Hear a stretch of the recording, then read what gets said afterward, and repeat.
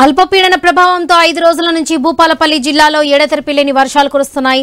ఎగువన కురుస్తున్న భారీ వర్షాలకు కాళేశ్వరం వద్ద గోదావరి పరవళ్లు తొక్కుతుంది. మహారాష్ట్ర నుంచి వస్తున్న ప్రాణహిత వరద గోదావరిలో వచ్చి కలవడంతో జయశంకర్ భూపాలపల్లి జిల్లా కాళేశ్వరం త్రివేణి సంగం వద్ద 8.700 మీటర్ల ఎత్తులో వరద ప్రవహిస్తుంది.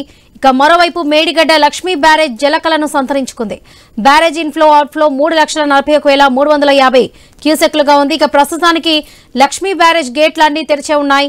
మలహర్ మండలం తాడిచెర్ల ఓపెన్ కాస్ట్లోకి భారీగా వరద నీరు వచ్చి చేరుతుండటంతో బొగ్గు ఉత్పత్తి నిలిచిపోయింది. దీంతో సుమారుగా 30,000 మెట్రిక్ టన్నుల బొగ్గు ఉత్పత్తికి అంతరాయం ఏర్పడింది. 5 లక్షల క్యూబిక్ మీటర్ల మట్టి వెలికి తీసే పనులు నిలిచిపోయాయి. మైన్ మొత్తం బురదమయం కావడంతో వాహనాలు కదలలేని పరిస్థితిలో ఎక్కడికక్కడ నిలిచిపోయాయి.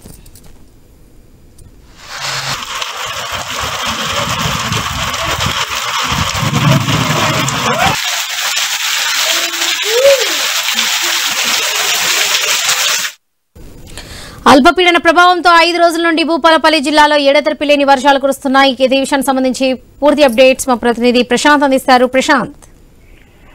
వరలక్ష్మి, గత 5 రోజులుగా ఎడతెరిపి లేకుండా కురుస్తున్న భారీ వర్షాలకు అయితే జయశంకర్ భూపాలపల్లి జిల్లా అతలాకుతలం అవుతుంది.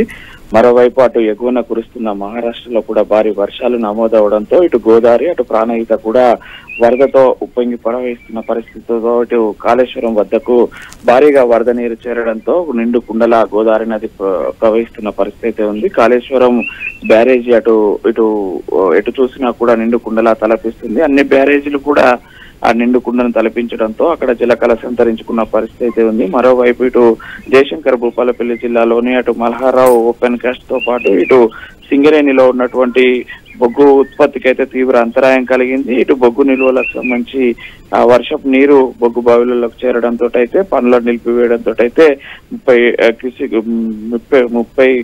క్యూబిక్ మీటర్ల బొగ్గు ఉత్పత్తికి అంతరాయం కలిగింది. అయితే ఇటు ఓపెన్ కాస్ట్ తో పాటు ఇటు సింగరేణి యాజమాన్యం కూడా కార్మికులకు అటు సెలవులు ప్రకటించి ఇటు ఓపెన్ కాస్ట్ కి సంబంధించి పనులను అంతరాయం కలిగిన నేపథ్యంలో మిగతా మైన్ వర్క్స్ లో అలర్ట్ చేసిన పరిస్థితి ఉంది. దీంతో అటు సింగరేణికి కూడా భారీగా నష్టం వాటిల్లుతున్న పరిస్థితి ఉంది. మరోవైపు ఇటు గోదావరి నది ఉప్పొంగి ప్రవహిస్తుండటంతో అయితే అటు పర్యాటకులను కానీ అటు వచ్చేటువంటి వాళ్ళనైతే ఎక్కడికక్కడ కట్టడి చేస్తున్నారు. గోదావరి పరివాహక ప్రాంతాల ప్రజలను కూడా అప్రమత్తం చేస్తున్నారు.